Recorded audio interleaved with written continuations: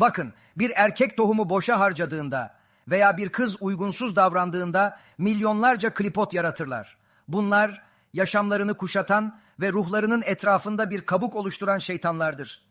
Öyle ki bu durum onların Tevrat'ı öğrenmelerini, mitzvottan yani emirlere uymaktan zevk almalarını ve Tanrı'yı hissetmelerini çok zorlaştırır. Tanrı'ya inandıklarını söylerler ama aslında onu gerçekten bilmezler. Bu korkunç günah onların aslında ulaşmaları gereken o yüce mertebeye erişmelerini imkansız hale getiriyor. Maalesef bu kutsallık yani keduşah ve dünyayı onarma, tikun olan mitzvası gibi konularda şimdilerde ikinci ve hatta üçüncü nesil bir cehaletle karşı karşıyayız. Eskiden, çok eskiden bu kavramlar daha 6 yaşından itibaren öğretilmeye başlanırdı. Bu nesilde hayatları boyunca bir kez olsun bu konu hakkında hiçbir şey duymamış 30'lu ve 40'lı yaşlarında bireylerle karşılaştım.